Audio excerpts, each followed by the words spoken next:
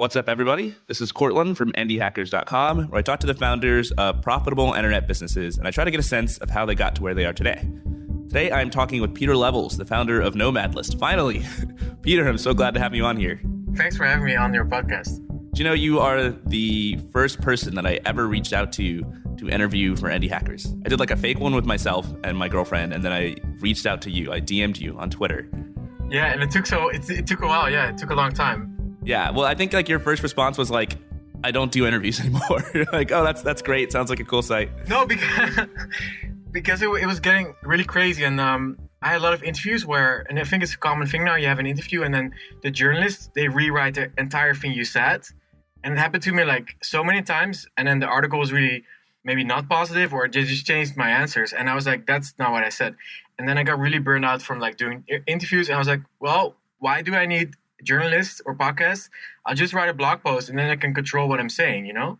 Yeah, I think it's people are always trying to spin a narrative around whatever it is that you say, because they need to raise the stakes. They need to get more eyeballs, and so like whatever you say. Well, they need to get page views, right? And the truth is very boring. And if you go on Twitter, you follow everybody, you see that the truth of startups is mostly boring, where you ship things, right? Like we're shipping, and every day we make a small feature that's boring. And only the sum of it sounds interesting, but it's a daily boring thing. So that stuff doesn't sell on the media, right? Yeah, it really doesn't. I mean, you need to be like backstabbing somebody, or you need to be like going down in flames, or you need to like have some sort of like fiery, passionate belief. Like you can't just be doing the normal thing. Otherwise, you're going to change what you say. Yeah, but that's why I like Indie Hackers, because what you're doing is really special. You're telling transparent, true stories. They might be negative or positive, but they're definitely real because you show all the data and stuff. I think you like were doing that well before Indie Hackers started too, because I think the reason that I created Indie Hackers was in large part reading like the comments that you would leave on Hacker News and the stuff that you would post on Twitter, where you would just say like, here's what's going on behind the scenes, or here's how I felt when this happened. So Nomad List was a huge inspiration for Indie Hackers in a lot of ways, and I think that's why I was like, all right, the first person I got to get on here is Pieter Levels. So you didn't do the interview, but then you said it would be okay if I like kind of clipped together my own interview. So I went around finding things that you'd said. Dude, I sound so arrogant, but I'm not arrogant. But it's just, you get it too now. You get so many DMs, and it's just insane. And you need to, because if I answer everything like, oh, sure, let's do it, I won't be able to ship anymore, and I go bankrupt. Yeah, exactly. You got to keep your eye on the ball. I mean, I didn't think you were arrogant at all. I was just happy that you let me do the interview, like this fake interview with you. And then when I launched, you were the most effusive person. You're like, this is awesome. And maybe that's because the interview was clips from your blog posts. So it was your actual words rather than the contortions of a journalist. I don't know. My whole personal philosophy is Indie Hackers, pretty much. I'm not asking. It's just true. It's just exactly that. Well, you're certainly one of the most inspiring Indie Hackers out there for me, and I think for a lot of other people as well. I wish I had prepared more for this podcast. We scheduled it kind of last minute, but on the flip side, like we also had like months of preparation where we said that we were going to do it and we just hadn't gotten around to it. But I'm sure we're going to have like a ton of things to talk about because you do a ridiculous number of things. I mean, I think probably the best analog to you is Mubashar Iqbal, who's another prolific maker. Oh, I love Mubs, yeah. He's a great guy. I had him on the show. He's more prolific than me. He's nuts. He's like releasing a new project every other week. Yeah, it's amazing. Product Hunt finished their November hackathon about a month ago, and I think he had 4, maybe 5 different entries to this one hackathon. It's insane, and I feel strong competition with him. He's a really nice guy, and he's the number one Product Hunt maker. He shipped 44 products. He has, I think, 25,000 upvotes.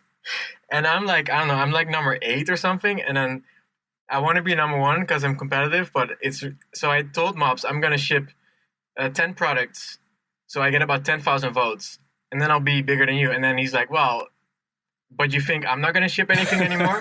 So I think now we have a competition you might going. have to sabotage him. Yeah, he's so fast. I mean, he was Product Hunt's Maker of the Year last year, and I think you had the title the year before that. But the primary difference between the two of you guys, in my mind, is that for Mubs, this is more of a hobby. So he comes home from work and he builds things for fun. He doesn't really charge for them. Whereas you are primarily focused on building revenue-generating businesses. So you charge for pretty much everything that you make. And I consider you more of a prolific bootstrapper than a prolific maker. I don't know if that's the best way to describe you, but it's kind of how I envision it. How would you describe yourself? I think Mobs does some studio, like for startups. He does work for that and stuff. Yep. It's really cool. No, but for me, it's like I was working in a call center, a really shitty job for me back then. And I had to sell these financial products to people, and I didn't really like it. and I knew I didn't want to do that kind of job again.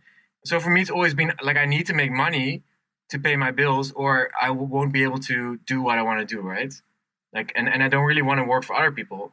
I don't want to get instructions from other people because I'm too stubborn.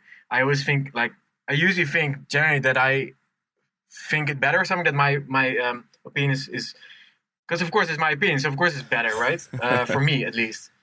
So I'm just very stubborn person, and in that respect, it's very hard for me to work for other people. It's also very luxury and it's a privilege, right? But so I need to make money. I need to charge people for money because I'm not raising venture capital. So that's why I'm always triggered when people on Twitter say, "Well, how dare you charge money for your website?" It's like, come on, man. Like I'm working nonstop, every day. I'm working on my website to make it better. I make every little pixel, a little button, and little image and video, and I make everything and do the marketing. So come on, man. Let me charge. I'm like a corner store, and I charge for these sandwiches.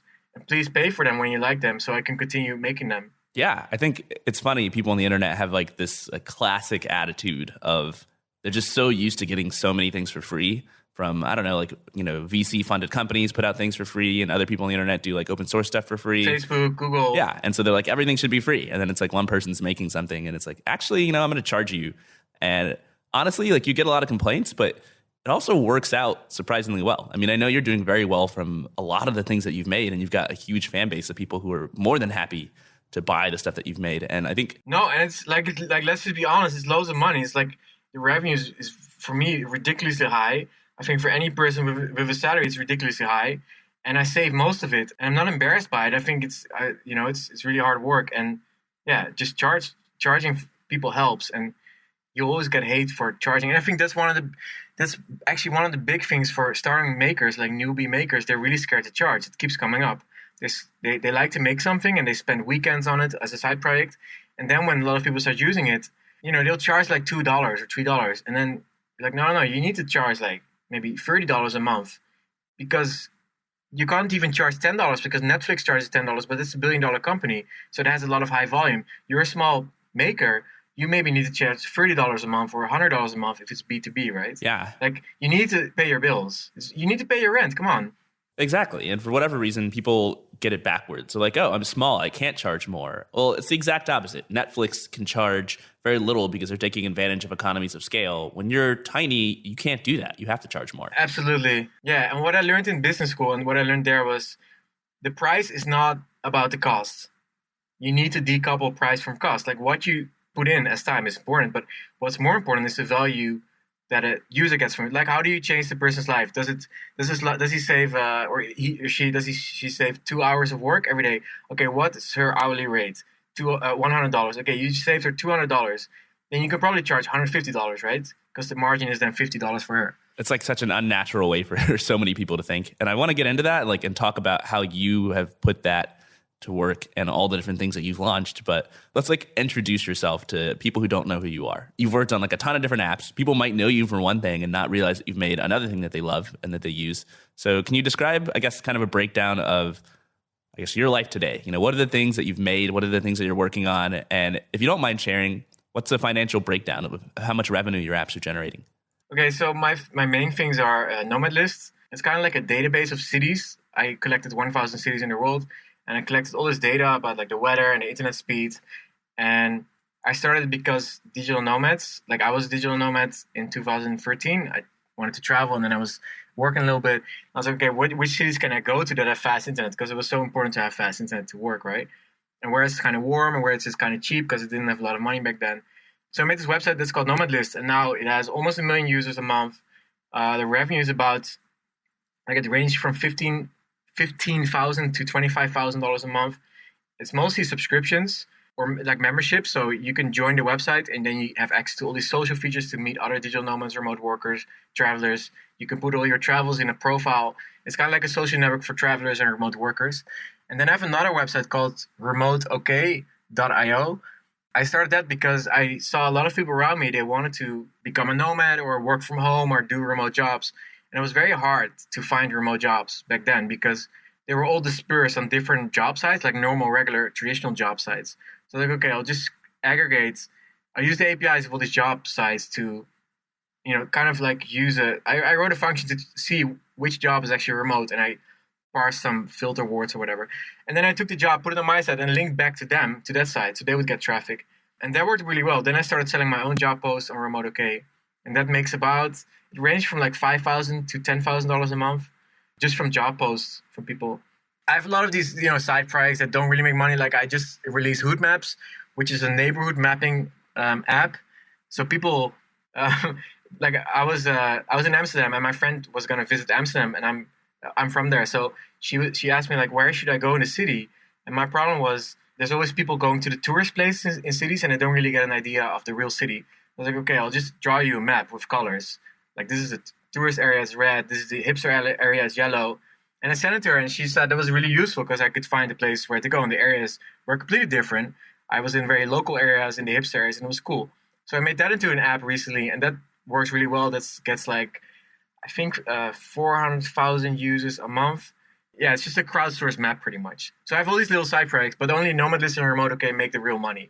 That's a lot of stuff. Most people will never build even one of those apps, and you are like rolling them out. It seems like every year you've got another thing that's like... Yeah, over I think 2 or 3 years. But I made a lot of stuff that just disappeared because it just didn't get any traction. Like I think 9 out of 10 things didn't get traction. I want to talk about like all your failures. It's like my favorite thing to talk about. What didn't get traction and why? And it's funny. I think if I want to have more people on to just talk about what failed, but it's really hard to do because people usually don't want to come on and just talk about a failure. But what's easy is... I want to talk about it because the thing is, I forget it because you forget when something is like painful. Or one of my biggest failures was my first project. It was called TubeLytics because back then I was a YouTuber. I had like a music channel for YouTube, and YouTube was paying me as one of the first partners in Holland and in Europe. And I was getting like $1,000 to $2,000, $3,000, $4,000 a month just from this music channel. And it was drum and bass music, like electronic music, but also house and techno and all these European kind of genres. But the problem was I had like 12 channels, and I couldn't see the view count every day. I had to log into every account. So I was like, okay, I'll just scrape the API of YouTube and figure out like for myself, like how many views am I getting a day? So the Electro House channel would get 20,000 views, and then together all these channels would get 200,000 views a day. So I just wanted like a summing app. So I made that. Then I was like, okay, these YouTube networks were coming up back then, these multi-channel networks, and I was like, they can use it. So I made it into a real app. I spent way too much time working on it. I spent like a year working on it. I couldn't code, so I knew basic PHP from WordPress, right? I had a WordPress blog before. I mean, I wasn't like completely new, but I didn't know anything about code, so like properly, So I learned like MySQL database, and I made this analytics platform that would simply just connect to the API and get all the views for every single video you have for all your channels. So I did it for my channel. The database would fill up in like a week or something with like hundreds of thousands of rows. And I was like, wow, it's a lot of data. Then Vice emailed me. They said, that's a cool platform. Can we use it? Like Vice Media, like super big. Yeah, that's huge. Like, oh my God, it's happening. So I enabled it for them, and then I got like millions of rows in my database, and my database was stalling, and my server was stalling, and I had no idea what was happening. And I started getting problems like on YouTube, you will have view corrections. So you'll get 50,000 views. Let's say you start upload a video Monday, you get 50,000 views on Monday, and then on the Tuesday you get another 25,000 views. So YouTube will only show back then the total views, which was 75,000 views. But then on Wednesday, it would sometimes correct the view count to like, okay, there was 30,000 fake views. So now you have 75,000 minus 30,000, which is, I don't know, 30, whatever. But the problem was I would have to show the difference, right? But the difference would sometimes be negative because YouTube was correcting the data. So then Vice is emailing me like, why is this a negative view count on all our videos? And I'm like, I don't know. Like people are reverse watching. No, it's a stupid joke. But I didn't know. And I did know because YouTube wasn't giving me the data. So I emailed YouTube, can you please give the daily view count data? Sorry, we don't support it. So I thought maybe I can correct it with like data formulas. Anyway, it all started going to hell from there. Was Vice paying you for this? Not yet, no. But they wanted to pay. They wanted to try it out and then see if they could pay. And then after like a month, they said they just stopped responding. I was like, okay, and they didn't log in anymore. So they obviously didn't like it. And the funny thing is, the guy who contacted me and used the advice emailed me 2 years later. Hey, I was the guy from Vice using TubeLytics, that app. Now I know you from like 12 startups thing and like bootstrapping startup world. And So we met again on the internet. That's really cool. It was total failure. And I spent a year of my time on it, on an app that doesn't work. So how did you feel at the end of that? I mean, were you not discouraged? Because I think a lot of people would be like, all right, I'm done. No, I felt like, when you shower, you think about stuff always. For a year, I was only thinking about this app, and every day was like a new problem. It was just horrible, and I didn't know how databases worked. Every day I need to learn something new, and I was just I'm just gonna do this. And then after a year, I just gave up. And then my YouTube started stopping to make money. Like, it started decreasing my revenue. So my revenue was like at peak $8,000 a month from YouTube ads, and then suddenly it was like $1,000, and it was dropping like by about, I would say, $200 a month. So I knew that it would stop in about 5 months if we would go at the same rate. So I needed to find a job. So I started applying to jobs in Holland. This was just after I had been traveling for a year, been nomad for a year, and I went back, and I was at my parents' house, sitting in the dinner table at 4 a.m. with coffee on my laptop, like depressed and super anxiety, panic attacks, and everything. And my money was just decreasing, and I was applying for jobs at Coinbase, but I wasn't a good enough developer because I was still just like the shitty PHP developer person that can barely do an MySQL database. So how can I help with a Bitcoin platform in 2014? And that's when I did the 12 startups thing. I wrote a blog because I was travel blogging for my mom. So I'd been travel blogging all my travels that year for my mom because she wanted to read. I'd post photos. Okay, I'll just write a blog about this situation. Like, I need to set a goal for myself, because I knew my dad always said, when you're depressed, if you're clinically depressed, obviously you need to go to a psychiatrist, psychologist. But if you were depressed like me, he said you need to get a shovel from the garden, and you need to get some sand, and then you have a mountain you just start digging in the ground, and you take the sand and put it on a little mini mountain. I know the English word. And then you put it back in, and you keep doing that, and then slowly you'll start feeling happier. So I was like, okay, I need to do something. That was his point. You need to do something. I think most people in that situation, like, you're kind of at a crossroads where you're like, okay, well, one thing I can do is get a job where I know I'm going to actually make money. And yeah, I might have to get better at programming to get the job that I want. And then the other side, you have this really risky decision, which is, let's just keep doing startups. Even though this one failed after working on it for 12 years, how did you decide to take like the second path rather than like the more conventional one? Well, it wasn't even like startups. It was like I was blogging this thing, and the title was 12 projects in 12 months. And then for like a joke, I backspaced projects and I said startups, because it was around the time that the word startup started changing a little bit. On Hacker News, there was a little more talk about bootstrap startups. Like, I remember Patio11, which is your friend also. He was my idol. He's like the reason I'm doing all this. He never acknowledged my existence, unfortunately. But I know you're close to him. But he's my big inspiration, like super fanboy. Anyway, so I was reading his post, and that was bootstrap stuff. So I was like, well, it kind of does like a startup, right? So I'll backspace this 12 projects, and I'll call it 12 startups. And there was a smart press trick later I found out, like that's something the press could write about. From that point, that was like April 2014. Like, just my life just changed. So what was 12 startups? Like, how did it work exactly? So it was a blog I wrote. I was gonna do one startup or one project a month, finish it, launch it, and just to force myself to learn this startup thing, because I was so bad at it.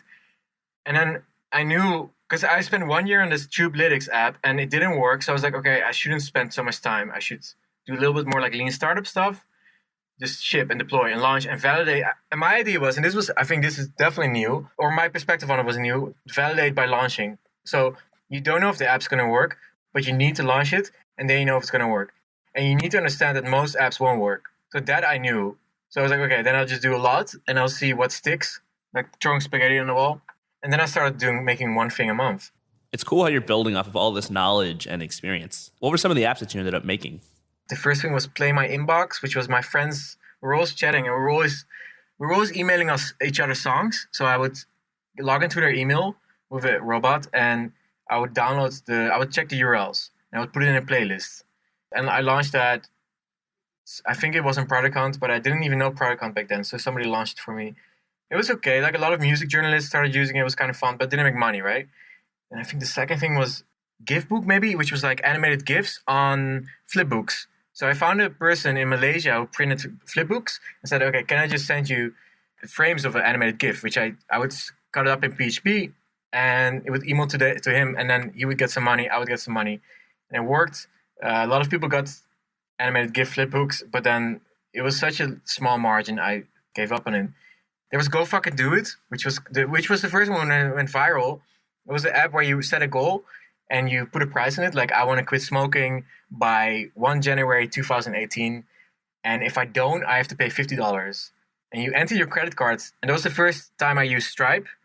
Interesting, maybe. It was very easy to set up for a basic coder like me. And then there was a person who would check if you quit smoking or not, so they would get an email, like your friend would get an email, did Cortland quit smoking on 1 January 2018? And your friend would be like, no, he didn't. Okay, charge, and then we do a Stripe charge on your credit card. And then, but everybody always asks, like, where does the money go to? Does it go to the friend? I was like, no, not to the friend, because that would be subjective, right? It would go to me. I started making like a few hundreds of dollars a month, my first revenue from this Go Fucking Do It app. It was really funny. How did that feel? Did you keep working on it, or did you decide like I'm done with this? No, I just let it run, and but it was really funny, and I was like, okay, interesting. So maybe I make $300 a month from this. Theoretically, I could go to live in some cheap place and just, get out of my parents' house. It was still in my parents' house, and it was getting more depressed. I was like a small little town in Holland. It's very depressing for me, especially when I was like 26 or something, and I was like, okay, come on, I graduated already. I need to, after university, you can't live. Well, you can live with your parents, but in Dutch culture, and maybe American culture too, it's not super normal. Maybe it's getting more normal to live with your parents, but I didn't really want to live with my parents. I wanted to be in the world because I had just been traveling. I like traveling. I like to be outside. I didn't want to go back to my small town, especially since I was living in Amsterdam for 8 years, studying there and stuff. So, but I was happy. So I was making money. And then I kept shipping. And it was really amazing, life-changing moment that I saw money in his Stripe account and then to my bank account. It was just like sigh of relief. Like, okay, maybe this is going to work out. I think one of the most interesting things about your story so far is that you had this conviction before you even started 12 startups in 12 months that most startups fail. And you told yourself that you would work on each idea for 1 month and that was it. Whereas I think most people put all their hopes and dreams and kind of like, they put all their eggs in one basket. They're like, this is my pet project. It's got to work. Absolutely. That's the biggest mistake you can do. I see it all the time. I see it every single week. Yeah, it's crushing because then like when the thing doesn't work out, then not only are you a lot more surprised and depressed than you would have been otherwise if you had believed from the beginning that this thing probably was going to fail, but you also don't get to take as many shots in the end. I mean, you were launching new products every single month. If somebody quits after the first month or if they, persist in working on the same doomed project forever, they're not going to be in good shape. But also, a lot of people spend a lot of money, right? Because a lot of people spend a lot of money because they're not programmers or they're not designers, and they don't do everything themselves like me or you. So they have to hire people, and so they spend all their money, or they raise money, right? They spend all their money, and then it doesn't work. And like, what do you do? I mean, that's it. You're done. You're out of money, and hopefully you didn't hire anybody. Your savings are gone, maybe. Yeah. It's a really hardcore situation. Like when you run out of money, and what are you gonna do now? Okay, find a job. Good. Okay, and then you're in a job again. And now how are you going to get back to where you were? Yeah, it's tough. Which is you want to run a company for yourself. It's really tough. It's depressing. It's horrible. Like we always forget that we talk about these maker things and startup things like it's really fun always, but these are life-changing things, man. This is the soul-crushing, depressing. This can destroy friendships, families, relationships. It's paying your bills is important. It's a crazy thing. If you can't pay your bills, it's poverty for a lot of people. Like I have backups. I could go to my parents' house and live there, and they don't really care. They just feed me. They're just like, okay, you're back. Okay, didn't work out. Traveling the world, making money. Well, just come back and we'll cook food for you, and you can make coffee here and just enjoy. Use our Wi-Fi, like mom, dad, co-working space. A lot of people don't have this backup. A lot of people, they can't go back. They need to make this work. Dude, it's hardcore shit. Yeah, I think that's a really good point. Like this whole, I don't know what the best word for it is. Just like this difficult period where you're first trying to get off the ground and like you don't have a company, you don't have anything that can sustain you. And like if you don't have that backup, like I never lived at my parents' house, but I had been a programmer with a CS degree, and it's like I just could always fall back on the fact that like I can get a job. No matter what, I could take any risk because worst case scenario, I can get a job. Maybe I have to leave San Francisco. I can't pay, it's overpriced rents, but like I will be able to land on my feet. And if you're not in that situation, then I mean, you're completely right. It's way more stressful. 100%. And I think we talk a lot about this like privately, but I think it's really good to be aware of that. What I don't think is that you should hate on people for like that I have a fallback to my parents. Like I was just born. I can't help that. If you have it, like be grateful for it. It's really special. And I think a lot of people that are listening now maybe are in that situation where they have a job, they want to be a maker, or they want to do something themselves, because it's it's an aspirational podcast, right? This whole scene is a little bit aspirational, and so a lot of people make it work, a lot of people don't. I don't know what to say, but I would say I just completely respect how incredibly hard it is. It can be super hard. Yeah, and I've been there a little bit. How did you, I guess, decide to move on from the last thing that you built? That was, what was it? Go fucking fund it. Go fucking do it. Go fucking fund it. That's funny. You said fund it. San Francisco is changing you. It's gone in my brain. We didn't do things. We fund things. That's it. We just fund things. That's amazing. That's amazing. Well, I kept shipping stuff, right? So around May, I'd been in Holland for like 5 months, like December to April or May. So I heard about this co-working space in Bali called Ubud, in a place called Ubud. So I saw a video. I was like, wow, this is like a bamboo co-working space with monkeys. It sounds really weird. Maybe YouTube it if you're listening. HUBUD. So I went there and I was like, okay, I'm going to continue this travel thing. And now I have these few $100s so I can pay for a hotel, right? But I had to keep shipping. So I started making a new idea I had was I'd been traveling around these places, mostly around, back then, mostly around Asia, Hong Kong, Singapore, like Seoul, of course, Bangkok, Chiang Mai, those places, Bali.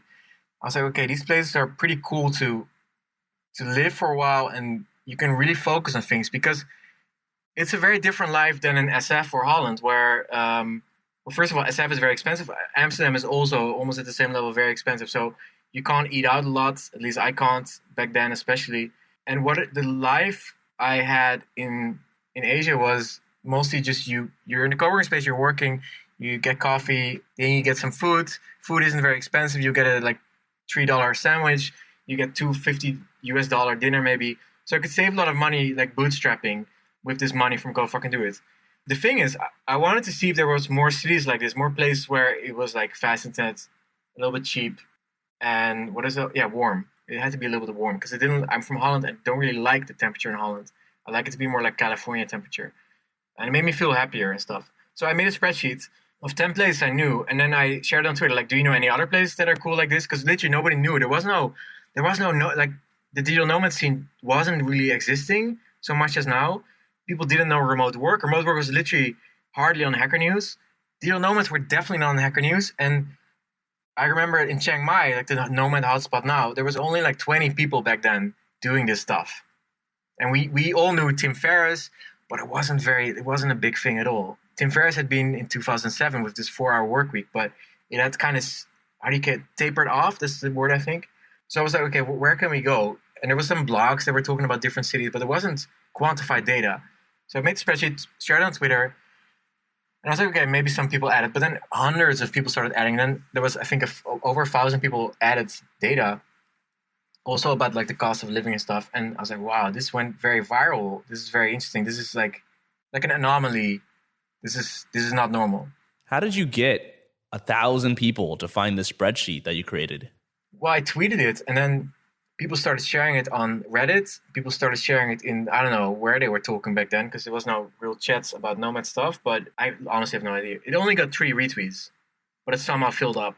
And I kept filling it up with more data. I started Googling like cities and stuff. I remember that one of the first we found out about was Medellin in Colombia, which had the same kind of characteristics as Bangkok and Chiang Mai and Bali. It was warm and cheap. And then normal cities started showing up. So San Francisco, Amsterdam, within a month, it was very filled with data. I was like, okay, this is cool, but we need to have this as a website. So I made a table. I just copied the data from the spreadsheet and I put it in an HTML table. I found some photos of the cities. And first it was called technomad.io because it was like a cool name. Because I hated the word digital nomad. It was a horrible name. And then I remember talking to Mark from Beta List, Mark Koolbrugge, also a Dutch guy. And I asked him, like, what do you think about the name? Like, should I do Tech Nomad? He said, no, maybe like remote list, like Beta List. I said, like Nomad List? He's like, yeah, Nomad List works. So I made Nomad and then I went to Producount because Go Fucking Do It had been on Producount, and I was like big fan of Producount and Ryan Hoover and stuff. And I checked that logo; it was a round circle with a P in it. So I was like, okay, I'll just do a round circle, but I'll make it more red, and I put a backpack in it, or no, it was first like a world icon anyway. And then I made it. It was I just copied Producount's layout, but with cities. And I kept, I've been copying Producount until today, just everything they do. But I do it for cities, and but I'm honest about it. I tweet Pieter and Ryan Hoover, and I think they like it. But yeah, super inspired by them. So I made this table, I made this website, and then this is super funny. I deployed it in test on my server, right? Like the Nginx config and stuff, and the server config, but it wasn't live yet. And then my server rebooted because Linode, my hosting company, had maintenance, and somehow the server config got loaded, and the site was suddenly up. And I had no idea. Oh, no. And then I remember I was in Manila, and I was like at this, like we were having like cocktails or drinks or something. And I remember checking my phone, and I started getting hundreds of tweets. And I was like, whoa, what's happening? Oh, God, I accidentally deployed my site. And then I think Emil, this other Dutch guy, he submitted to Producount. And then I went to number one. And meanwhile, I was drunk, right? I was drunk at 4 a.m. in Manila in some taxi on my phone, like checking what the hell is happening. I was trying to tell to people in the bar, like, you know, guys, girls, look at this. I don't know what's happening. But they didn't understand why this was like a very integral key point in my life at the time. Because I could see this is really, like, the sheet went viral.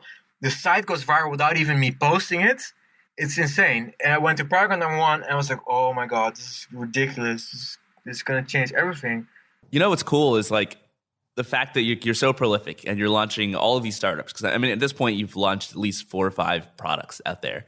And I think like that experience makes it much easier for you to tell when something is really catching on. Because a lot of people are stuck in the situation where they don't know, like, they're like, should I keep working on this? Is this working? Is it going to work? Or should I move on to the next thing? But if you've done like 5 things and one of them is way better, you're like, all right, this is clearly on a different level. Like, I should stick with this.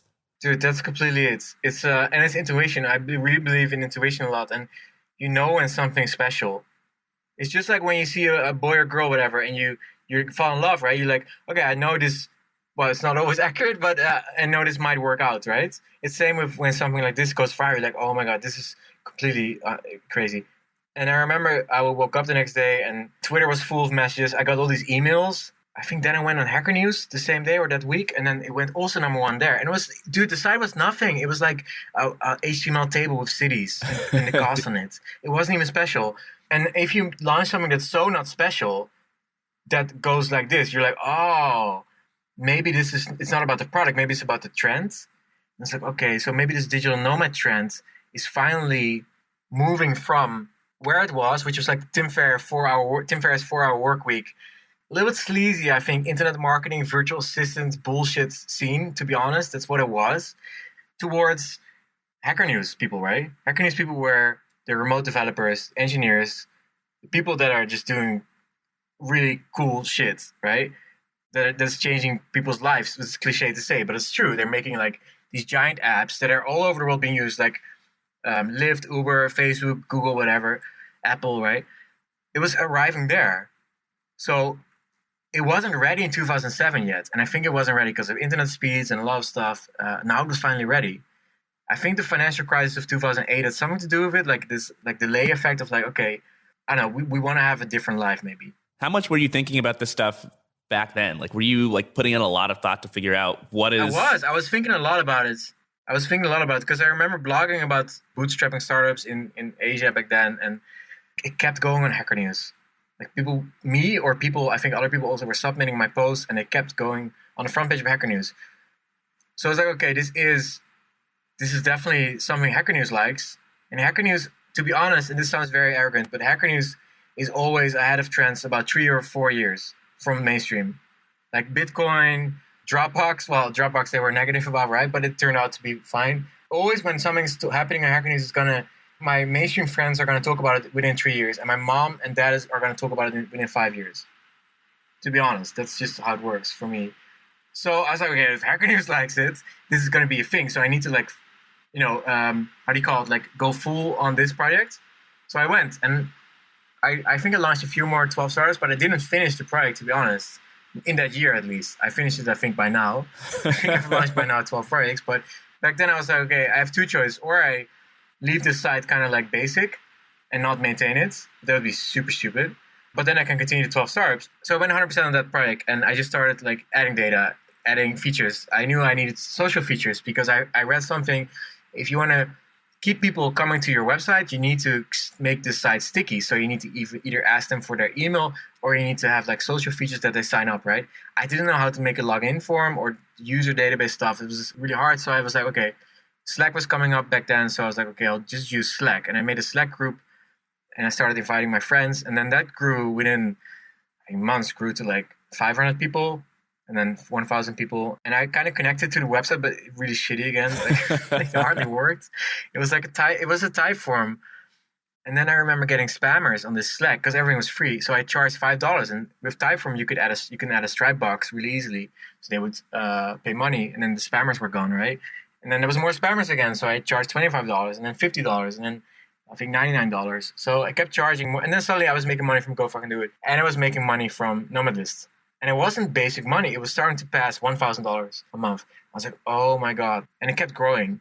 So I was like, okay, this is super, super simple, because if there's more users and they're going to pay, then I could maybe get this to like $2,000, $3,000, and I have like income, salary. It will be amazing.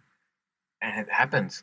And then it happened way faster than I thought. And then, how long did it take? Well, this took a few months, but I remember the first week of Nomad is launching, I got an email from Matt Mullenweg, the founder of WordPress, and WordPress.com at least. And he said, can we sponsor the website? And I said, sure. So he was like sending me a few $1,000s a month. So immediately that started making money as well. So now I had memberships, I had basic sponsorship. So now I was at like maybe $3,000 a month or something, and it was great. That's crazy how fast you got to that milestone. And I think it's interesting because you had this huge launch in Hacker News. Obviously, your Twitter was blowing up. It was just this tremendous start, like this tremendous launch out of the gate. And for a lot of people, that's where it ends. They get like a lot of traffic and then it just dies down and they can never get it back to where it was. But you were able to keep it sustained. How'd you do that? Yeah, but the key part is adding social features, I think. If I didn't, the site was gone. So it was the community forum, really, that helped you capture all that traffic that you had gotten during launch. Absolutely. Like I have 900,000 visits a month now. Only 200 people pay and sign up a month. So it's like 0.000 something. It's very low. But those people give money, which keeps me working on the website. Also, they talk about it and they tell other people to join. And also, there's a concept of lurkers, Reddit. Like, I think, 99% lurk? I think that's definitely true. So on social platforms, there's a lot of lurkers. And there's a few content creators or, people that post forum topics. Like, in Indie Hackers, like, you must have ratios on this, data on this. How many people post a forum thread and how many people watch? Yeah, it's like the vast majority are lurkers just reading stuff. Yeah. So based on that, I think you got to add sticky features. And like what I would have done different, I would have programmed them myself. But maybe it wasn't that stupid because that would have taken too long time. So I needed to immediately make it social. Well, it still took, I think, a month or two or something to add Slack and stuff. Is this something that you like spend a lot of time looking at metrics and measuring exactly like what parts of Nomad List are sticky and have high retention? Or is it more like gut feeling, I know I need social features, so I'm just going to put the best social features that I can think of? And is this something that you've kept doing since you launched Nomad List? Or is it kind of just upfront, you put them there, and then since then you haven't had to do much in that area? Well, I used to check a lot of analytics, and now I hardly. And this is funny because I think I spoke to Mark from Datalist, and he also hardly checks it. And it's just gut. I realized that I don't want to make a website for like everybody. I just want to make a site that I would love to use, which means you have to do choices that are against what people say. So you might decrease your page views, but you just make a cool website. And if you follow all these metrics, not necessarily, but kind of, you will make things for I don't want to make a site for metrics. I want to make a site for humans, and that comes from, like, I was a musician before this. And if you make a song that everybody likes, well, that's a really shitty song, generally. It's just, but maybe not. Maybe, Justin Bieber's kind of good song. But in general, I want to be the indie artist, and I want to make I want to make Radiohead kind of music. That's weird. And before that, like, it's ahead of the curve and it's edgy. I want to make a Radiohead type website where it's just like, why is this site so weird? but it works. Okay. And then, you know, like how can you see it in the analytics? If you follow the analytics, then you're going to always be maybe behind because maybe in 2 years it will go down, but you don't know why. Maybe mine will go up because my gut was right, because I was like the Hacker News gut, which is always 3 years ahead. I don't know.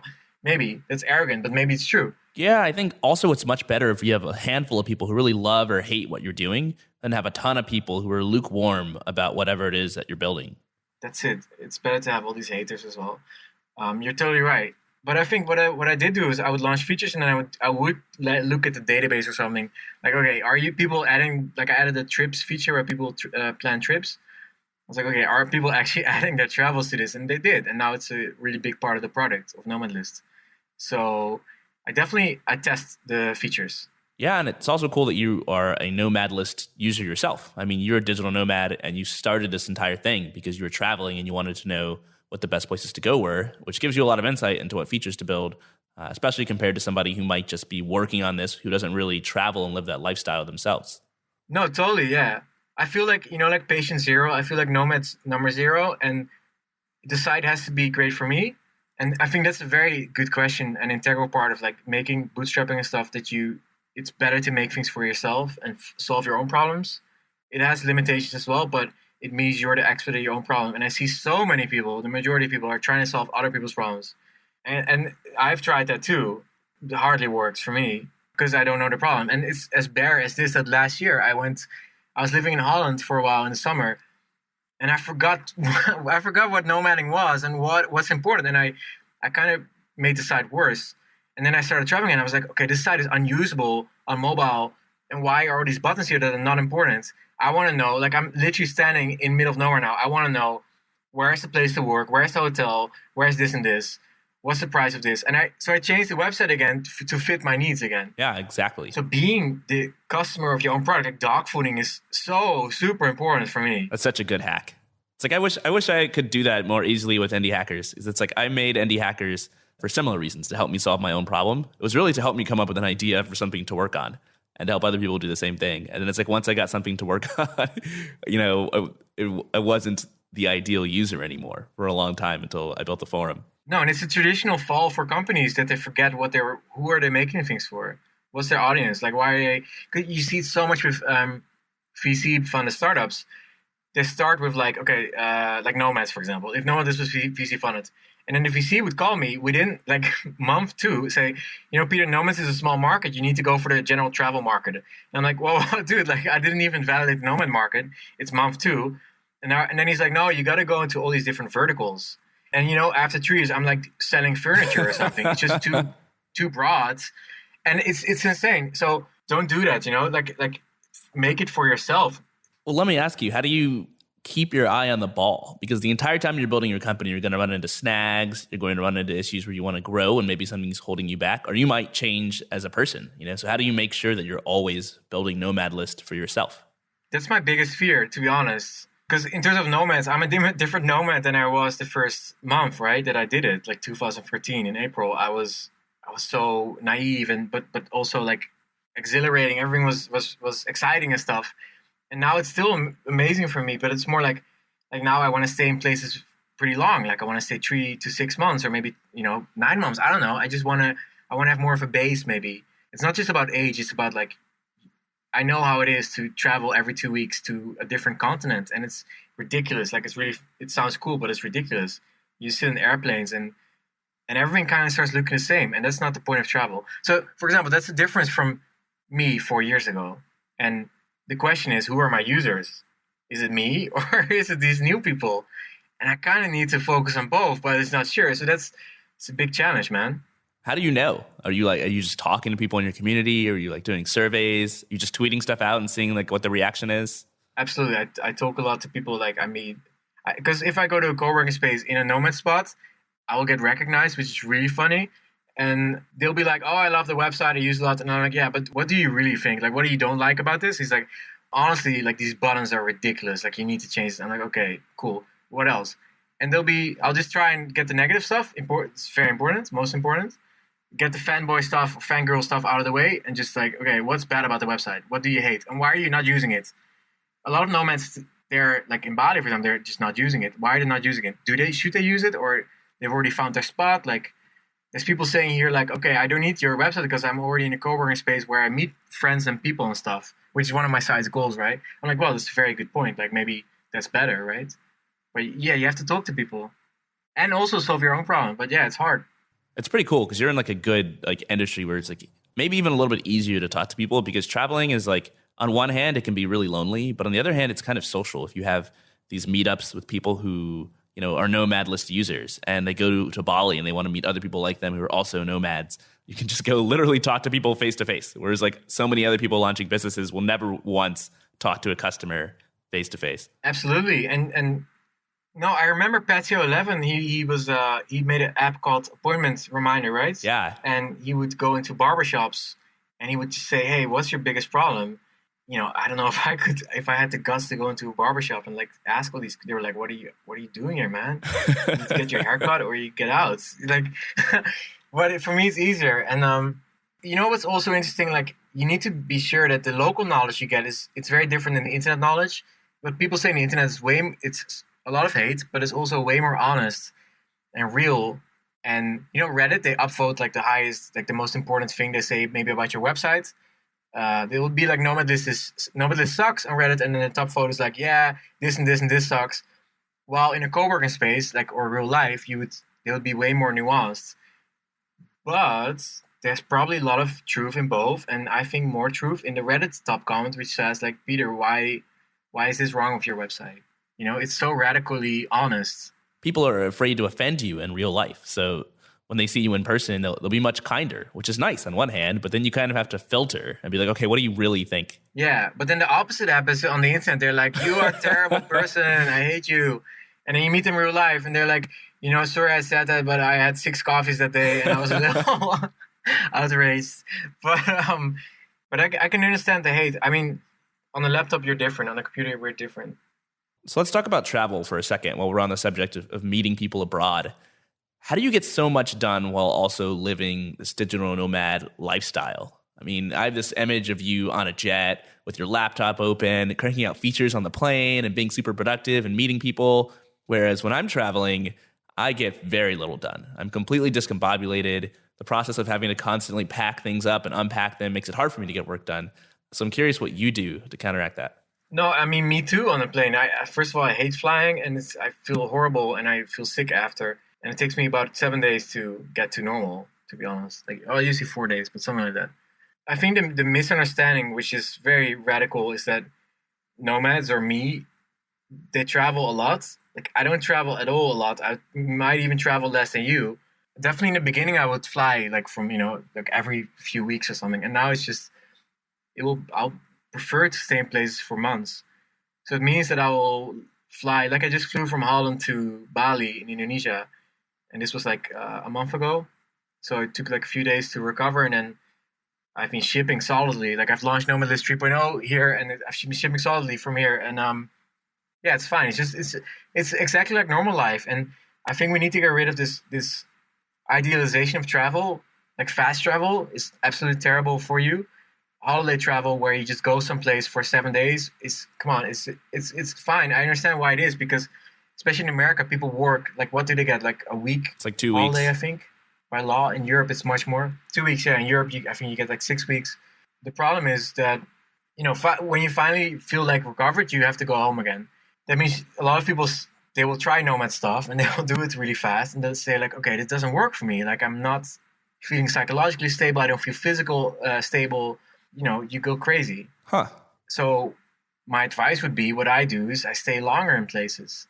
Yeah, I've never done the long vacation thing, but honestly, that sounds like the right way to do it. Yeah. Another thing that I've heard you say that was actually pretty cool is I think you were giving some sort of talk about how to be a bootstrapper or how to get like a startup off the ground. And you were talking about ideas and how one of the cool things about traveling is that it kind of gives you more ideas because you're seeing all sorts of like different things, unique experiences that other people aren't. So people in San Francisco might be all reading the same books and blogs and having the same conversations about the same cultural events. And they're like, man, I can't think of a unique idea. Everything I think of is already taken. But when you are traveling and visiting these faraway places in Bali or South Africa, and you're interacting with all these different peoples and cultures, suddenly you have a lot more material to work with in terms of being creative. Yeah, absolutely. And I learned this in business school, I think, where there was a word called like international arbitrage, and it's a very broad word, but you can also apply it to products. Where like my friend, he's British, but he's Hong Kong ethnically, so he would go to Hong Kong a lot, and he said, in Hong Kong, the biggest selling thing now is a little doll, tiny doll, to wrap your headphone cord around of your iPhone. I was like, yeah, of course, that sounds super logical. Why don't we have that? Or what's now slowly starting to come here is like I have a ring on my iPhone, a metal ring that sticks on the back of my phone, and it makes me never drop it. And I don't have a case; I just have this ring. And now it's finally getting in New York and in America, I think, and in Europe. So it's called just an economic advantage of information you have over other people in your country or your area that they don't have because they haven't traveled. And it's weird to me how slow information will spread sometimes, or like not spread at all. Like I kind of expect it to just be instant, but it's not. Absolutely. With the internet? Yeah, it's like if people have a good idea somewhere, I expect it to catch on everywhere else, but it doesn't. No, but I think it has to do with culture. Because so, for example, a phone ring on the back of your phone, you might see it on Reddit the same day as Japanese people see it, but you will not like it because it's not your culture isn't ready for it yet. It might take 3 years, and you're like, now I get it. That kind of stuff. And the stuff you can get from South America. The stuff in America, like when I visited just LA, and like things like specific small things are completely different than in the rest of the world. The whole vibe is different. So I can take that to Europe, for example, if I have a product or if I have a service. A famous executor of economic product arbitrage is Rocket Internet. I think you know them. It's a German company, and they're famous. And I'm not super big fan, but that's economic arbitrage. They would copy American product ideas, big startups, and they would start doing it in Europe and then in Asia and South America. Getting inspired by different surroundings, but also specifically seeing different products and services and then bring it to your country. It's a famous way for entrepreneurs to get successful. Another one that I can give an example of, singers in Europe. I grew up with all these pop singers that were singing Dutch songs, and then I recently realized that they were all singing the same songs but in different languages with the same instrumentals. That kind of stuff. It's just like taking stuff from different countries, and then and if you stay in the mainstream of your own country or your own area, you will never realize that. And you're also going to find it, I think, much harder to solve your own problems. Like I hear this all the time. People say, "Oh, I just can't come up with an idea. I don't have any problems to solve. I don't have any problems worth solving in my life." And it's like, yeah, because you're living the same life that everybody around you is living, which means you have the same problems that they have, which means it's likely that someone thought of solutions to these problems a long time ago, and you're late to the game. So, then it becomes hard because you have to be super creative and find something that no one else is doing, or be way ahead of the trends, or have like some sort of specialist knowledge to come up with an idea. And the more the same you are, the more homogenous you are, the less competitive advantage you have economically, because you will be the same. And economics and capitalism is based on the idea that you have a differentiating product. If you make the same product, and I see this every day, you will not have a differentiating advantage. So you can't, and then you ask them, like, why is your startup different? And they say, well, we have this, and it's like a small detail, like our blog post editor is better. That's not a differentiating advantage. It's probably going to change everything. You need a significant product differentiator to be successful, I think. And you don't realize that when you're the same. You really don't. And I think a lot of people are in the situation where they know what their goals are. They know that they want to be a successful business owner. They know that they might not ever want to have a boss again, or maybe they just want the freedom to work on something of their own choosing that they love, even if it doesn't pay as much as their regular job, but they get stuck in this whole idea phase where it's like, okay, well, what next? What do I even work on? I don't have any good ideas. Besides the stuff that we've talked about, like, is there any other advice that you have, or have you ever been in a situation where like you've struggled to come up with ideas? Like, how are you so confident in coming up with one idea every month for 12 months? Well, what I did was I had a Trello board back then with different idea lists, or different lists of ideas, and I would have like super early random weird ideas, and then okay, this might work idea, and then planning to ship it, and then shipped it, and then was failure or success. So literally, like, it was Nomad. This was Tech Nomad, so it was a Trello card back then, and Go Fucking Do was in there. And now it's more like in my brain, and also I have less time to ship different ideas now, so I have a few. I have a better eye, I think, to see what works for me as an idea and what doesn't. But back then, I had no idea at all. So I would just write every idea I had in a list, and I would do that every day almost. There would be something that, and you can't really be judgmental about your babies, your ideas. You just gotta put them in that list and see, maybe it takes like a year or two to brew on it. Maybe your subconscious will change it a little bit and then it finally works. But you need to collect all these ideas. And it's a discipline, man. Getting ideas is a discipline. Like seeing your surroundings and then finding problems and seeing, could we solve this? That's a skill you can learn. I think the same thing. I think a lot of people have this whole wait for inspiration to strike mindset, which is, does that really work? Like, how often does inspiration just strike you? I think that's kind of the Hollywood narrative that isn't exactly realistic.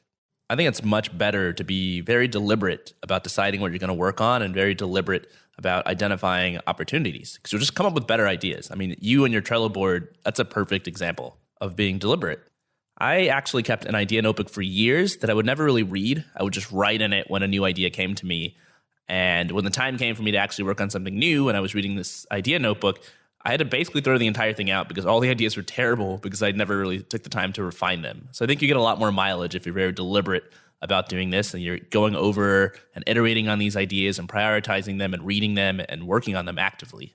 And then the thing is, like, you need a lot of different, you need to do this, well, if you do want to do it my way, you need to have a lot of ideas and most will not work out. And be less arrogant about your ideas. Like, I see this arrogance of, no, this is our startup, it's going to work, our product is much better, it's great.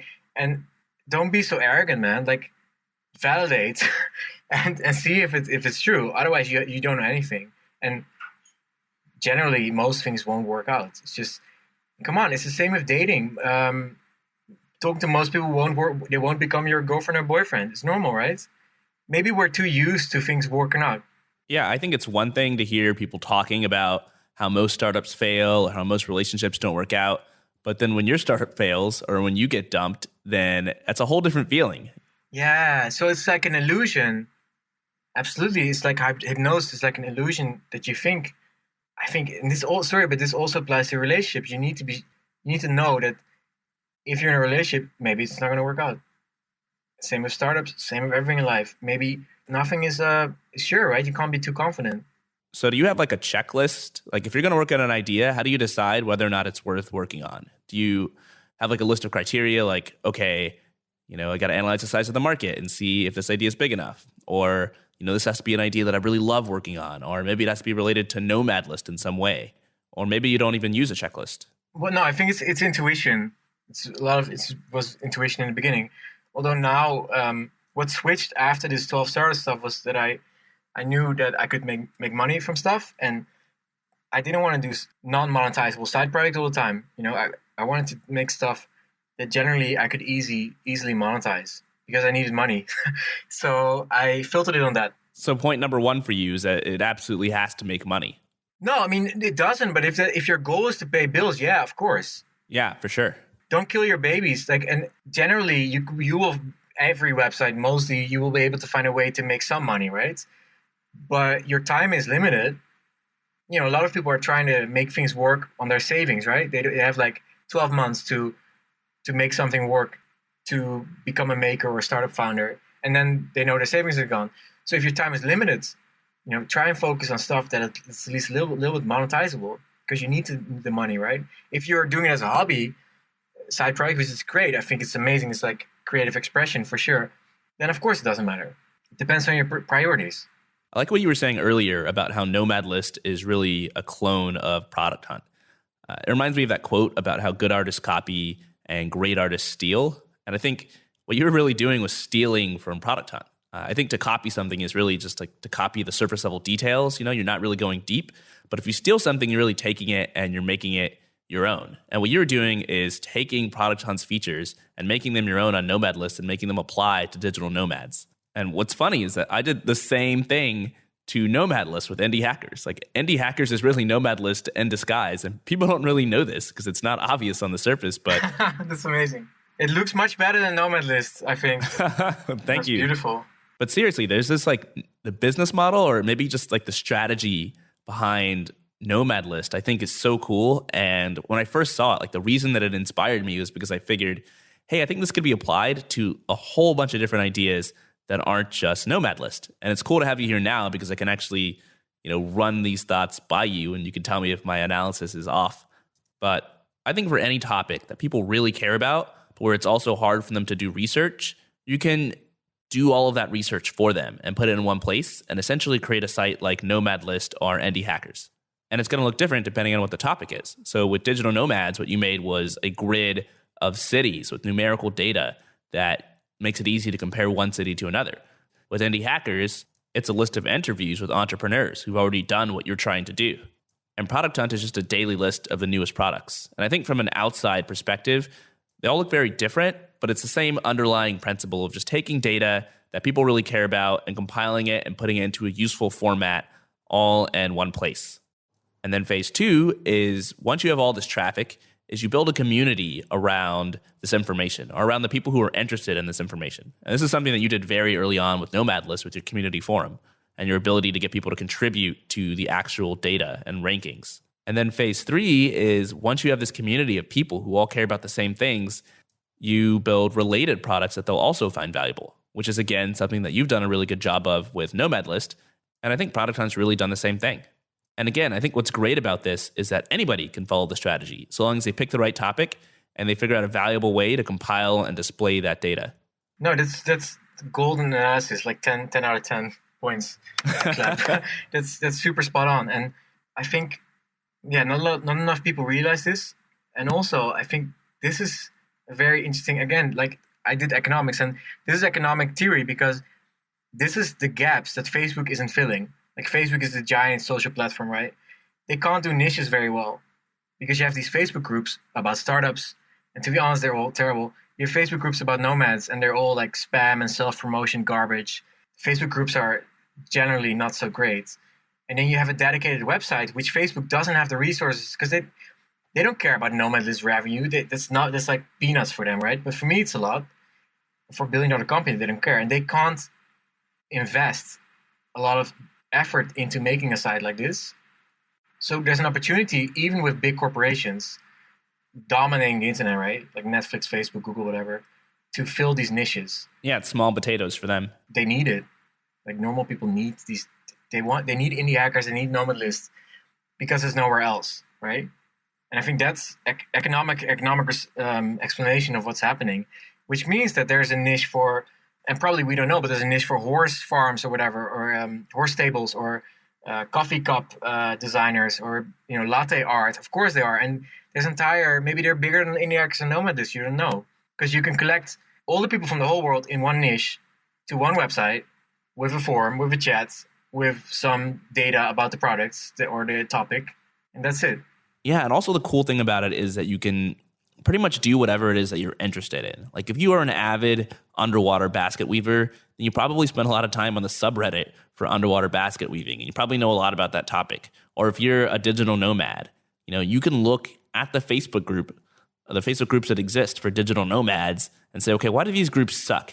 Is it because they don't have the right audience or the right people, or is it because they're not providing anything of value? I mean, you can't really in a Facebook group create a database of cities with like cost data and internet speed like you did with Nomad List. Exactly. How are you going to do that? Post a picture? Like it's very hard. Yeah. Yeah, exactly. And because you know a lot about this particular topic, you can go out and build your own custom format and you can present the data in a way that's way more useful than anyone will ever be able to do with a Facebook group or with whatever proprietary format they're using. That's it. Yeah. But to be honest, like 2 decades ago, it wasn't different. Like 1996, you had all these forums, I think, and websites about topics. It's always been this way. It's just more modern now. And now we call them maybe startups. But I mean, honestly, we're just making websites, right? Sometimes they're bought by big companies like yours, But startups are just websites or web apps, and they do something. It looks really flashy now, but it's the same thing we were doing in 1996. I'm glad you bring that up. About like the startup thing, because we're building websites and we always want to make the things that we're working on sound flashier and bigger and more impressive and better than they actually are. And I think a related topic to this is with code. Programmers do this all the time. If you don't unit test all of your code, if you aren't using this framework or this language or this methodology, then you're not a real programmer. I mean, I don't know how many times you hear people spewing this toxic bullshit. And it's funny because you are like the exact opposite. You will use whatever it takes to get the job done. You'll use PHP, you'll use SQLite in production. You'll do whatever works, and you don't care about being quote unquote a real programmer. Where does that mindset come from, and how did you become that way? Well, because I didn't have a choice, because I was like a WordPress script kiddie, So I didn't, and then Nomad started taking off. So I needed to learn the code while something was taking off.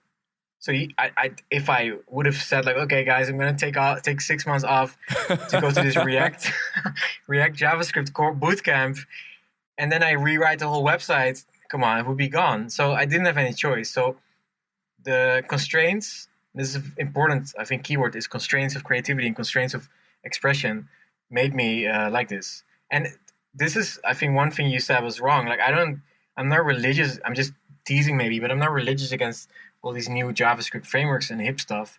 I might sound like it. I'm just saying like they're attacking us or they're attacking me for using basic technology that's runs most of the internet. PHP runs most of the internet websites, to be honest, and it works fine. So I'll just tease them like, okay, well, React is some hip framework where it takes 60 lines to write hello world, which is really funny for me. But it doesn't mean you shouldn't use React. You should use whatever works for you. And this comes from like art as well. Like when you see a beautiful, when you see a cool startup and you talk to the engineers, like, what's the stack you guys are using? Like, or girls, what's going on? Like, do you use React or what about this? If you go to an artist of an exhibition, like paint artist, do you go in and the first thing you ask is, which paintbrush do you use? It's an outrageous question. It's absolutely ridiculous. Why would you? What does the paintbrush have to do with it? It just doesn't matter, right? It's about the artist. It doesn't matter. It's a medium. Most languages come from, well, they all go to assembly, right? Like that's the computer or binary. It all compiles to the same 0 and 1s.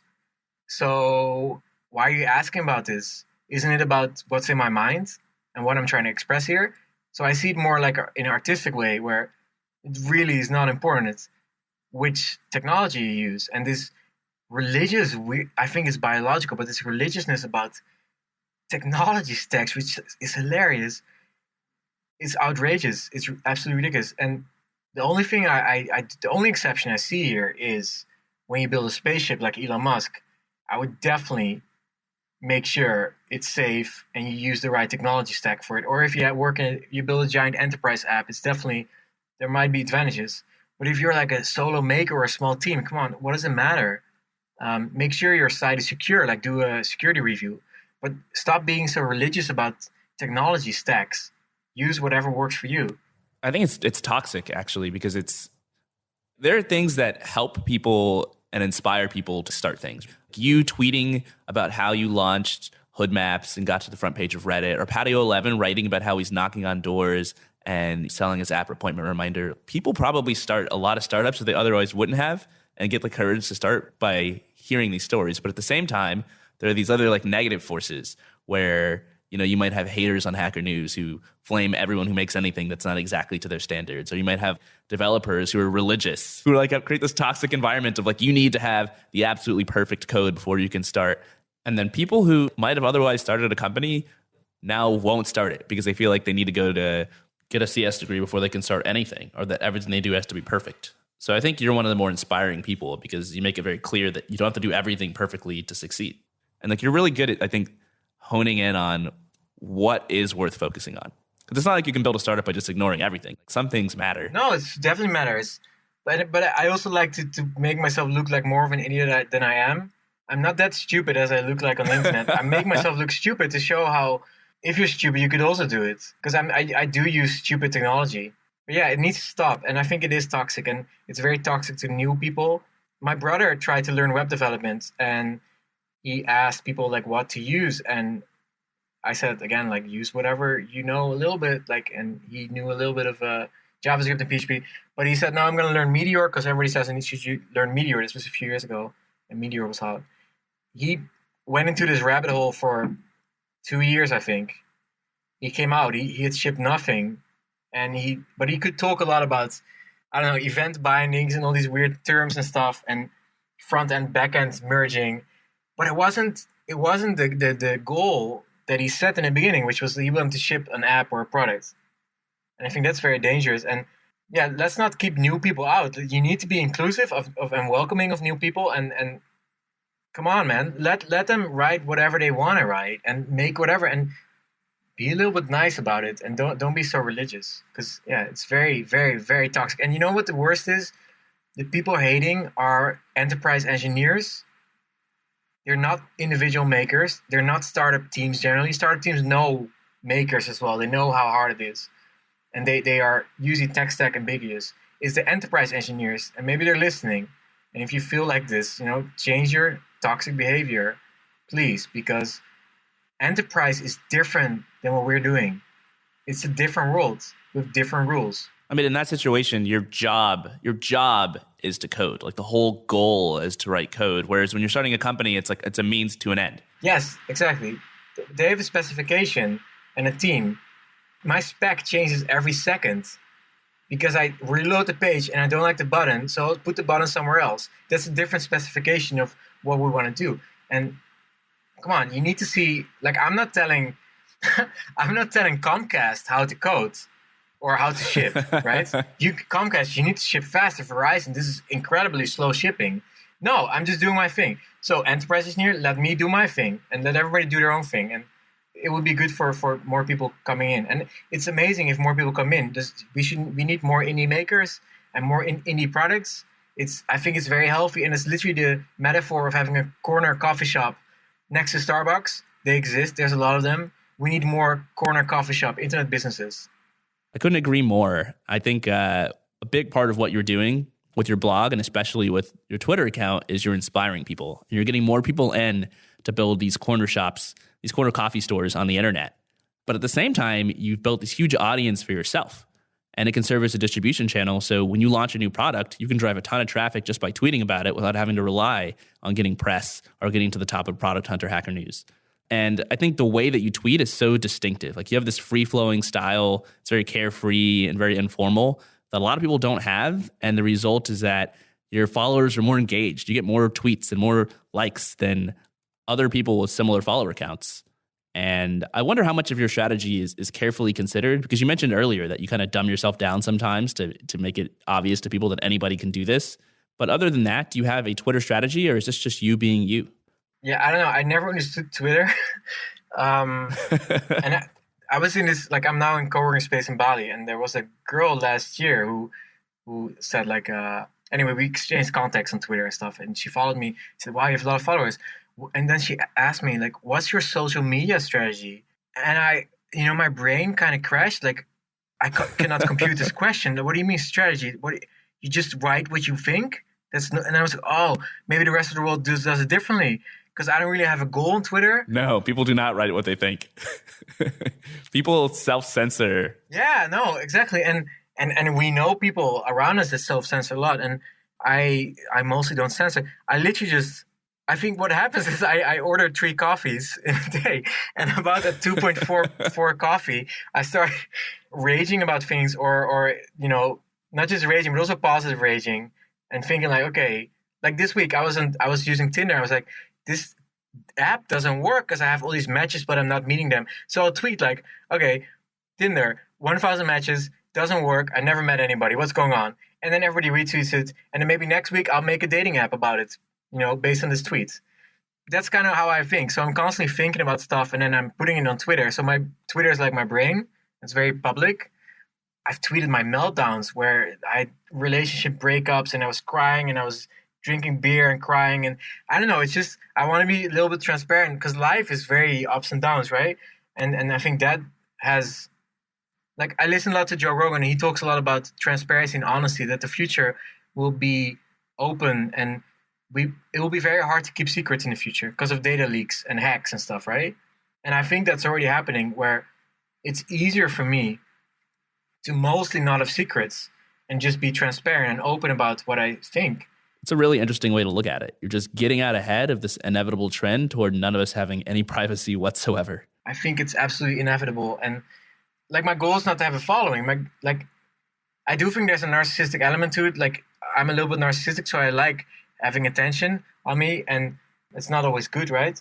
But it's mostly just like I'm dumping my brain on the internet, and I get a lot of haters. Like there's a lot of stuff where I shouldn't have dumped it, but I did, and it showed my weakness of character.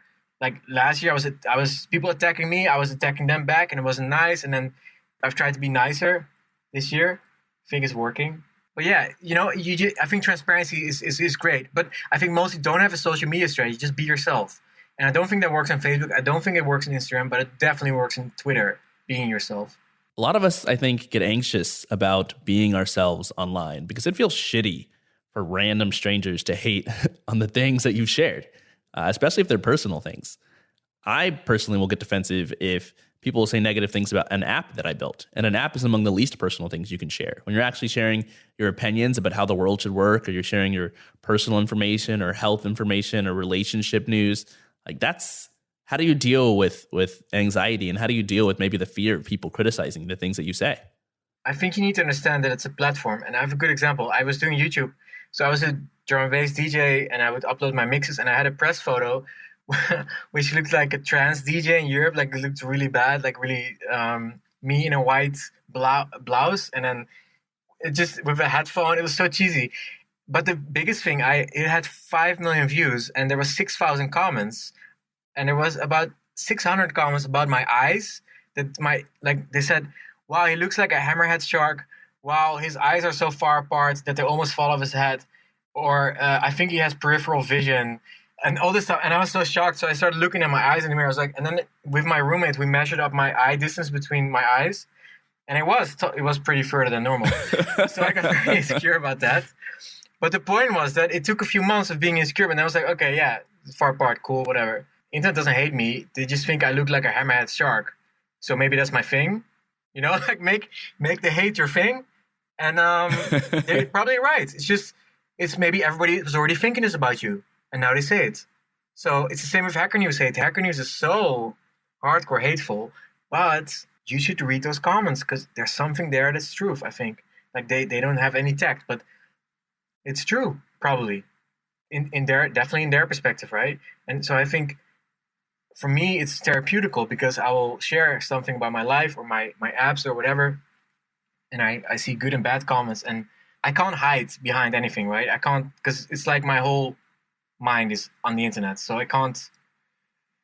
And when you do excuses, like we all have excuses about why we're not shipping, why we're not talking to that boy or girl, why we're not cleaning our room, whatever.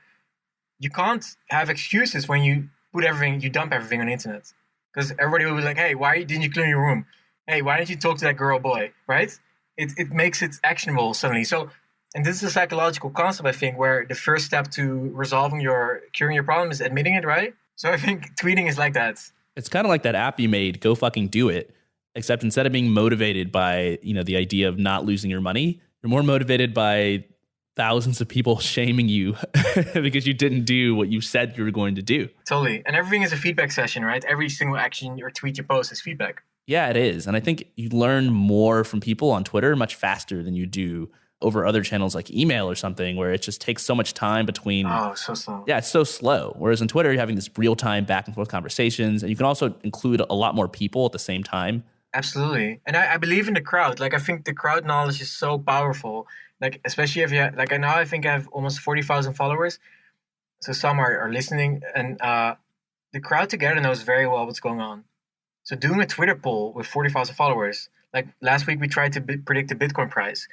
I don't know if it's true, but they predicted like $27,000. But Hoot Maps is all crowd-based. Nomad List is crowd-based. It's crowd knowledge, like Wikipedia, man. It's crowd-based mostly. So you shouldn't trust asking your friends necessarily for advice always. You should definitely trust the crowd, because like Paul Graham and Y Combinator, they always have a blog, and then at the bottom it says, "Thanks for the feedback," like John, Susan, Eric, whatever. I'm like, interesting. Why not just the feedback from everybody immediately? Why is that? Why is the launching a blog post the feedback moment? It's already too late. They're not going to edit. Why not just co-write with the crowd? Yeah, that's pretty fascinating. Like, I wrote my book on Google Docs, share it, and everybody wrote with me, wrote the book. So I like that kind of way of doing things, like crowds. I really trust and love the crowd. Speaking of Twitter, you got a lot of questions this morning from people on Twitter. One of which was about your book. What's up with Make Book? And someone asked, is it going to be outdated by the time that it's released? Yeah, no, it's my biggest failure is this book, but it's not a failure because it's a great book, and it's going to be out at Christmas, and it's finally done. Oh, nice. I didn't realize it was so close. No, but I'm really embarrassed about it because it's not how you do things. It's not how you do a pre-order thing. The deadline kept getting extended because it's very hard to write a book properly because it's completely different from making a startup where you can change the versions. You can keep changing it. A book is permanent, pretty much.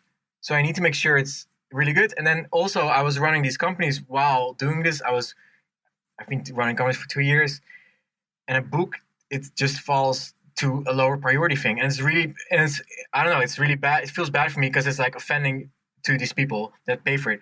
But the thing is, what's a good thing about it that I have learned all this new stuff. I've done the whole chain of making a startup from idea to building to launching to monetizing to growing to now automating. Like Nomad is automated, Remote OK is automated, Hoodmaps is automated. They run themselves now, which means I can write about the entire chain. And maybe if I sell the company before Christmas, I even have the exit part covered. But I don't think we're there yet. There's another question from somebody on Twitter is like, what's your end game here? Do you want to automate everything and then just retire? Do you want every website that you build to be completely running on its own, or are you just doing this more to like free yourself up to work on new things? Well, I was going to take a few months off from 1 January because it's been like I don't know, it's hard to explain, but it's been like a whirlwind from something like April 2015 when I started traveling to now. It's just been insane. Like it's been like there's more stuff happened in these last 4 years than in 26 years before that. It's just ridiculous what happened. And so I think I need a few months off where I'm just like forced not to use the computer or something. But it's very hard to sit still, and I think retiring is very stupid because you need a goal. You get depressed. Like you either need to have a family as a goal, or you need something. You need something to do in your life. You can't just do nothing. You can't just sit. It's gonna kill you. Like people that retire, they get heart attacks because it's just terrible. So I want to keep working on new stuff, and the stuff I work on is a lot of 3D stuff. For example, I scan my whole parents' house and made it a VR 3D object, for example. The kind of hacky stuff, I like hacking again. Like in the beginning, I could just sit for hours and days working on something that didn't have a monetizable goal. I want to get back to that, like this pure creativity where you just don't care. You just make. I know you've automated already a huge part of Nomad List, but how confident are you really that you can automate the entire thing? Is there any part of you that's afraid that once you walk away, the website will crash and burn, or that something better will come along and require you to come back and update it again? And the reason I ask is because I think the ability to walk away, to put your website on autopilot and have it still generate revenue, is kind of like the whole 4-hour work week holy grail. And yet I've talked to so many hundreds of people who started businesses, and very few have successfully done that. And so I wonder what your biggest fears are around that, if you have any fears at all. Yeah, I think the 4-hour work week idea is ridiculous because, again, working is important. You need meaningful expression in your life, whatever that is, even if it's volunteer work, for example. I'm going to try it as an experiment. My friend Daniel Lockyer is a kind of DevOps guy, and he already kind of maintains, like he gets alerts if the server's down, and he fixes quickly things if I'm not there, for example. But yeah, it's a big question. Like, how are you going to, like, is a product ever complete? Like, can it be done? Like VC-backed companies say, no, the product always has to grow bigger and bigger. But what if this is a corner coffee shop where I already have the coffee machine that's working fine? I have a person who can maintain the coffee machine. The customers keep coming. It's a growing market. Can it work? And that will be the question next year. And I mean, there's a good chance I'll come back to product development. But to be honest, I think this is the site I've always wanted to build. This is everything I needed. It's got countries, cities, regions. It's got planets now. It's got co-working spaces, coffee shops. It's got the whole skill of geography. It's got everything there to be a digital nomad. You don't even have to pay for it. It's just all the data there that I ever wanted, and I make decisions on it as well. And you can always go deeper and add more data, but generally, like, I don't think maybe that's the right decision. Maybe I shouldn't add any more features. Maybe this is done, and that's a very rare thought I see in people. When I had Tobias Van Schneider on here a few months back, at the end of the episode, I think the trend that I saw and how he kind of carried himself as a founder is that he was very much a contrarian. He just did things sometimes to push people's buttons or to be different, and it ended up working out a lot of the times because he would make products that are very unique and differentiated. And when I look at you and what you're up to as a founder and a bootstrapper, and I try to oversimplify Pieter Levels down to one thing, I think it's What makes you unique is that you're not afraid to take a leap. You're not afraid to fail and to fail very publicly. And you actually use that possibility to your advantage. So you'll tweet publicly about everything that you're working on, whether it's Makebook or Hood Maps or Nomad List. And you kind of use like the public scrutiny to hold your feet to the fire and make sure that you're motivated to do the things that you say you're going to do. Or even before that, with 12 startups in 12 months, you were blogging about what you were working on well before it was successful, and you had no idea if it was going to turn out all right.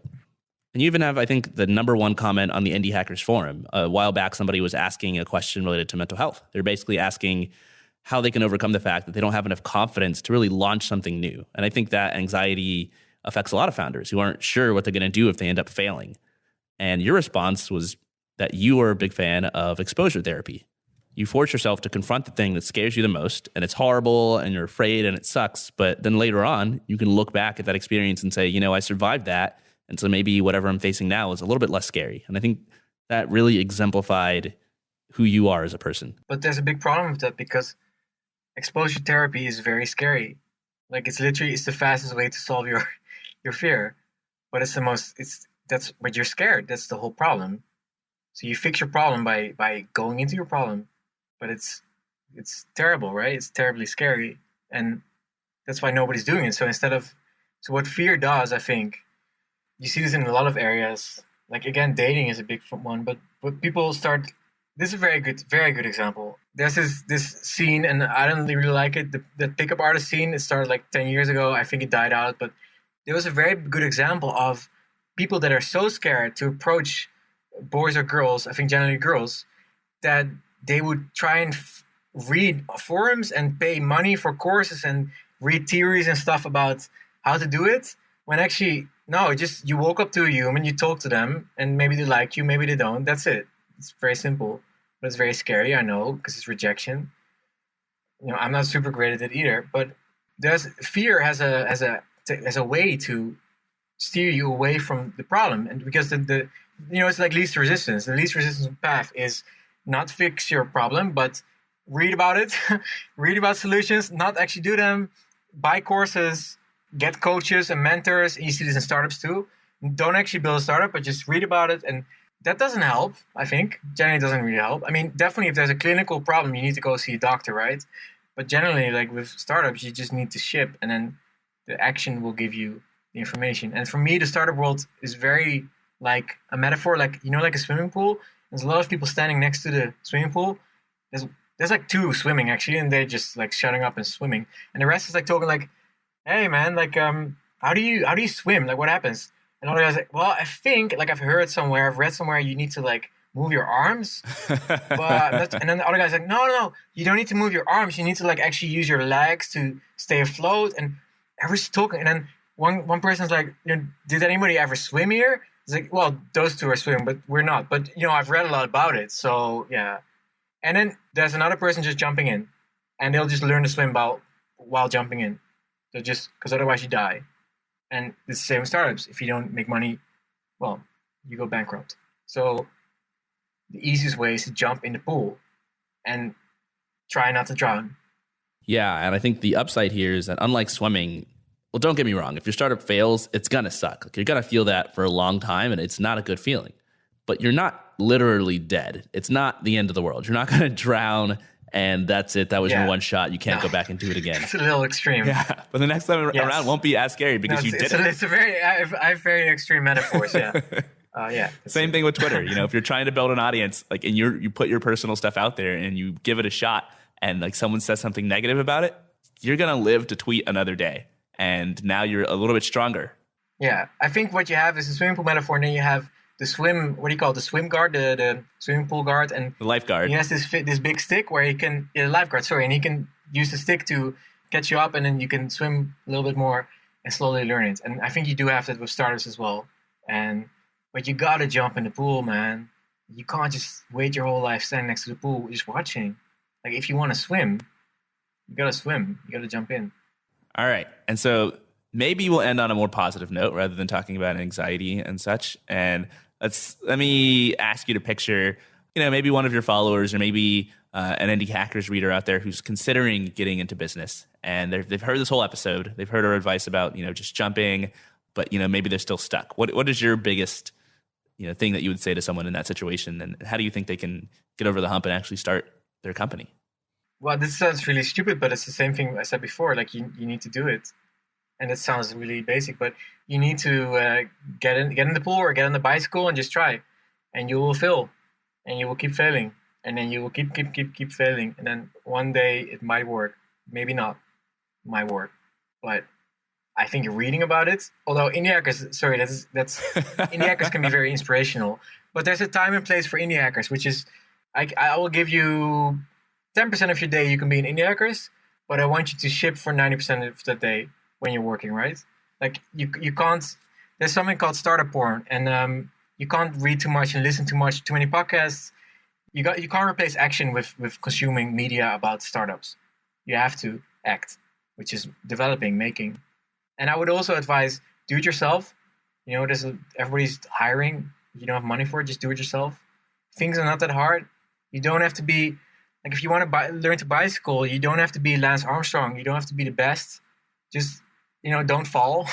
That's good enough. I'm not a very good designer. I'm very average. I'm not a very good programmer. I can do everything a little bit. I think being a journalist is great. But yeah, don't be inspired and then do. And don't just get caught up in this whole vicious cycle of inspiration and talking about stuff. But we all need to do more things and be less scared. Just do. I could not agree more. I need to do more things myself. Anyway, Pieter, thanks a ton for coming on the show. We had like a super long episode. Hopefully you don't have too many things that you're late for. Can you tell people where they can go to find out more about you personally and about all the different projects that you're working on? Yeah, so my main website is called Nomad List. It's NOMAD list.com. That's my main website. My blog is levels.io.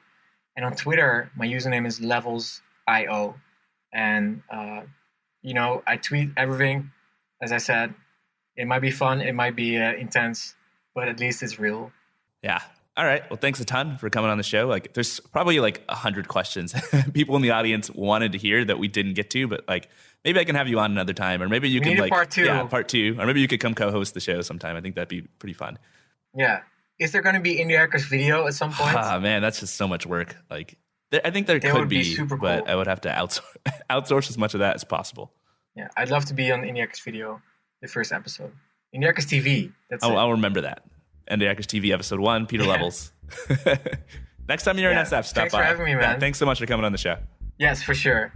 If you enjoyed listening to this conversation and you want a really easy way to support the podcast, why don't you head over to iTunes and leave us a quick rating or even a review. If you're looking for an easy way to get there, just go to indiehackers.com/review, and that should open up iTunes on your computer. I read pretty much all the reviews that you guys leave over there, and they really help other people to discover the show, so thanks a ton for your support. In addition, if you are running an internet business, or if it's something that you'd like to do in the future, you should join me and a whole bunch of other founders on the indiehackers.com forum. It's a great place to get help with pretty much any problem that you might encounter while growing your business, like how to come up with an idea or feedback on a product that you're working on.